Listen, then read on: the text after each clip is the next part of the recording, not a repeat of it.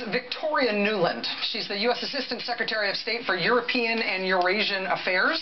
She's a career diplomat. She's really highly regarded in that field.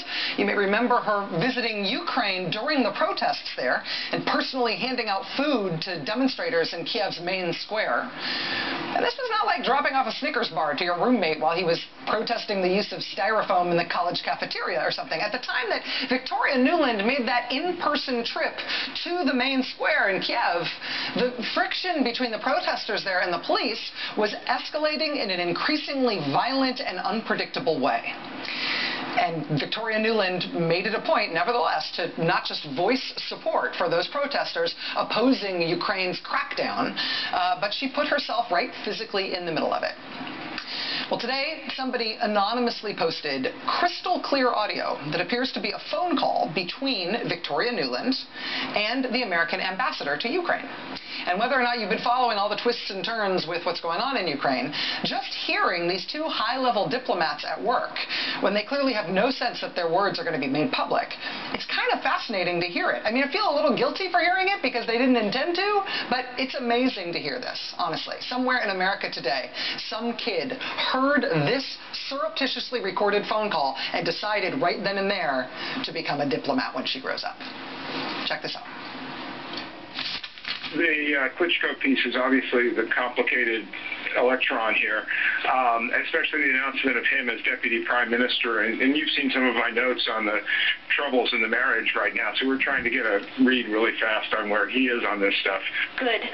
So I don't think Klitsch should go into the government. I don't think it's necessary. I don't think it's a good idea. I think Yats is the guy who's got the economic experience, the governing experience. He's the guy, you know, what he needs is Klitsch and Tony Book on the outside. He needs to be talking to them 4 times a week, you know. I just think Klitsch going in, he's going to be at that level working for Yatsenyuk. It's just not going to work. Okay, first of all, they call Klitschko Klitsch. The ambassador to Ukraine calls him the complicated electron, and then Yatsenyuk, they call him Yats. Again, it's amazing, right? This is how they talk. Anyway, so this is the ambassador, the U.S. ambassador to Ukraine, and his boss at the State Department talking with each other about what they're going to do with the opposition leadership, including Klitsch, and how they should fit into these, how they should try to fit these guys into the quickly reshuffling Ukrainian government's future. They're basically just strategizing about who would do best where, right? The reason this made headlines all over the world, though, was this very next part of what they said. Listen. And, one more wrinkle for you, Jeff. Yeah. I can't remember if I told you this or if I only told Washington this, that when I talked to Jeff Feltman this morning, he had a new name for the UN guy, Robert Seri. Did I write you that this morning? Yeah, okay. I saw that. He's now gotten both Seri and Ban Ki-moon to agree that Seri could come in Monday or Tuesday. Okay. So that would be great, I think, to help glue this thing and have the UN help glue it. And, you know, the EU. So yeah, what we had to bleep there, that's why it became international news. I mean, to be fair, and you can hear this, I think, to be fair to Victoria Nuland, from the tone of the phone call and all of the conversation leading up to it, it doesn't actually appear to be a malicious attack on the EU when she says bleep the EU. She rather seems to be implying, you know, if we can have the UN involved to fix this thing, then who cares how much help we do or don't get from the EU? Screw them, for lack of a better phrase. We can do this with the UN. That's not exactly what she said. She didn't say screw. Victoria Nuland later apologized for her salty language. But here's the bigger question about this story today. Where did this recording come from? Who recorded this? How did a conversation between two of our top diplomats on a very sensitive topic get leaked to the public? Paging Edward Snowden. White House Press Secretary Jay Carney was quick to point out today that the recording was first tweeted out by a member of the Russian government.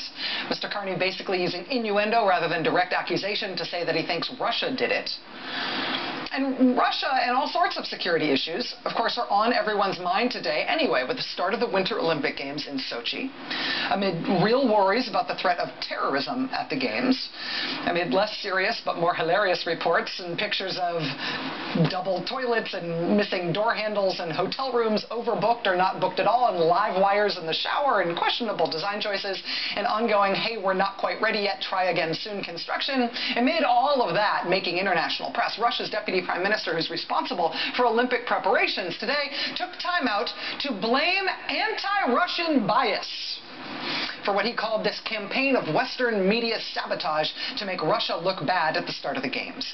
The deputy prime minister made his case to reporters today as follows. He said, quote, "We have surveillance video from the hotels that shows people turn on the shower, direct the nozzle at the wall, and then leave the room for the whole day." Which is good. I mean, if you have evidence that these are people... Hold on. You have videos from inside the bathrooms in the hotel. You have surveillance video from the hotel room shower. I'm sorry, what? Your allegations have just been lost amid the way in which you say you got the data behind your allegation. You have the surveillance video from the showers, you said. Again, paging Edward Snowden. Now, according to the Wall Street Journal, after that statement, an aide pulled the reporter away, keeping the deputy prime minister away from having to face any follow-up questions about the cameras in the showers in the hotels. The spokesman then came out and said, quote, "There is absolutely no surveillance in hotel bathrooms." But there was surveillance on premises during the construction, so maybe that's what he meant? And it was the construction workers turning up? Yeah. Super creepy. And the specter of shower cams might not even be the scariest surveillance issue in Sochi right now. NBC's Richard Engel has been in Sochi for a while yet, and he's spent time highlighting just how vulnerable you and your electronic devices are when you touch down in Russia. One of the first things visitors to Russia will do is log on. Hackers here are counting on it, so we decided to find out how dangerous that can be. Kyle, hey, welcome to Moscow. Yeah, thank you. With the help of Kyle Wilhoit, a top American computer security expert, and 2 brand new computers. For the purpose of this experiment, we start out with these fresh machines, and going to see what happens when you turn them on in Russia. Exactly. Back in the U.S., Wilhoit had created a fake identity for me. Phony contact lists with fake names and addresses. The only real detail, my name. So you're putting my profile on these computers? That's exactly right. With our new computers now loaded with potentially attractive data, we headed for a restaurant where we used a new smartphone to browse for information about the Sochi Olympics. Almost immediately, we were hacked. So as you're going to it, did you see where it said downloading? Yeah, I did. Right. It's actually downloading a piece of malware.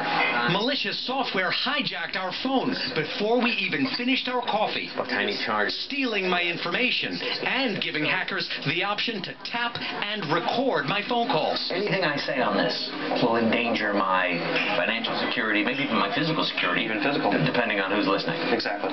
Kaspersky Labs, one of the largest computer security companies in the world, is charged with protecting the games. But experts here say visitors will bring so many devices, the hackers will have plenty of targets. All this needs protection, of course, because every segment of this huge infrastructure can be under attack. Back at the hotel, Wilhoit was using specialized software to monitor my 2 computers. And sure enough, they'd also been hacked. You were able to tell Yes. that very quickly somebody was poking around. Exactly. It had taken hackers less than 1 minute to pounce.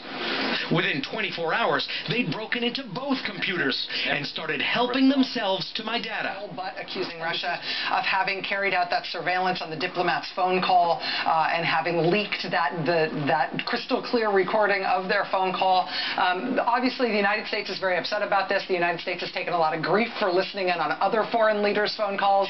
How is that news received in Russia? What kind of impact does that have there? Well, there was an article in a Russian newspaper earlier today talking about how Russia's already won the gold medal for surveillance for these games. There is a lively debate about how much surveillance is going on in the country, how much surveillance is happening in the lead up to the games. There was a law passed in the run-up to the Olympics in which Russia said openly that it would be collecting data from journalists, from athletes, from judges, with the idea of preventing sabotage or preventing counterterrorism. So the government quite openly does some of the things that the NSA has been revealed to do.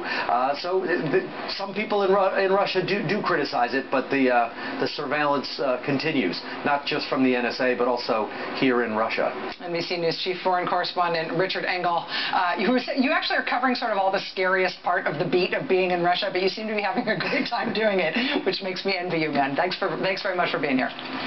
Well, there's still time. You can be here, and we'll make that call together, yeah. And we'll see where it goes. I'm going to wash my hair. Thanks, Richard.